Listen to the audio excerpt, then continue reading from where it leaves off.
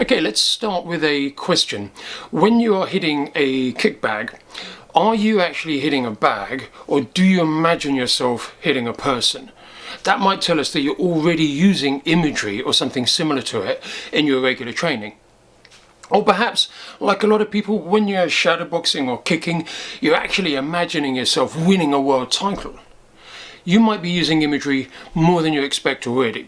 Imagery, or visualization, or mental rehearsal, or mental practice, and we'll get into some of those terms in a bit, can be used for all sorts of things. Before we get into our first tip, you might be thinking, well, I haven't got a very clear imagination, I can't do that. And the ability to picture a scene does vary between individuals, but I reckon you're pretty good at it already. What's your favourite song? You can probably play it in your head. You can probably go for minutes at a time listening to music that's not actually being played. You're quite good at imagining that. Or picture an apple in your hand. Imagine the green skin, the waxy texture. You bring it to your mouth and you bite and you crunch. You're probably already salivating. You can have a biological response to something that you're only picturing in your mind. So you're already quite good at imagery, I reckon. Let's look at our first tip, which is going to be imagery to improve your shadowboxing. You may notice when beginners shadowbox, they tend to do things on their own terms. They're punching and they're kicking and they're moving and they're having a great time, but they don't seem particularly affected by anything else. Watch a more experienced person shadowbox and they behave a bit more like they would when they're fighting. They flinch, they're cautious, they defend a bit more, they feint. They're incorporating the imagined other in their shadowboxing. They shadowbox more like they fight, therefore they're preparing themselves that much better. The in-depth, full-length member version of this video has all the research I did when making it, plus a full Savate visual imagery guide. Check it out on the link below. It can help if you want to practice your body mechanics and the way you have to stand or feel or move. It can be better to imagine the scene through your own eyes or through your own experience.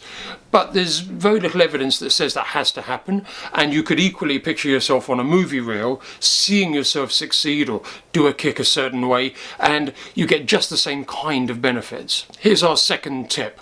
Most athletes use imagery just before a competition, to deal with the stress, to deal with the higher level event. And that's what I mainly do. So I'm going to go through how I do that to prepare for competitions. In the run up to the event, this might be every day. I'll lie down on a mat, often the one I'll take with me to competition, or I don't know, use my boxing gloves as a pillow, just to give some added realism, as that's kind of where I'll be when I'm at the event. And I'll close my eyes and imagine I'm there.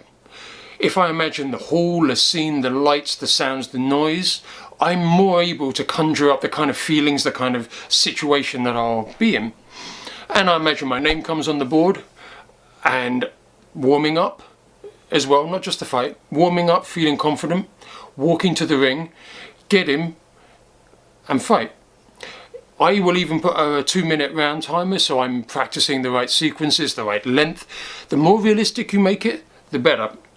I will often look online to find a picture of the venue, so that in my mind I'm in that room, and when I get there my anxiety is lower because I've been there before. I've already done this. One year I even looked at Google Maps to see the route from my accommodation to the fight hall, and I practiced that walk, how I would feel holding my kit bag, what kind of thoughts I would have. That way you're really preparing yourself for the event. Before your next sparring session or before the next time you train, picture it in advance.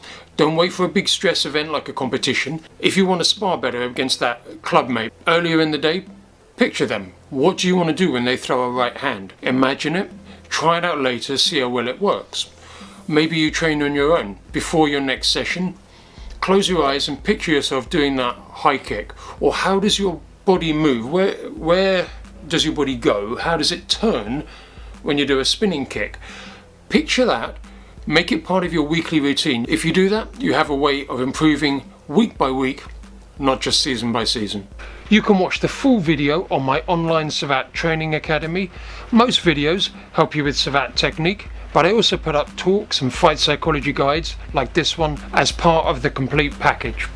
There are members training with me all around the world who also get my personal feedback, all my videos.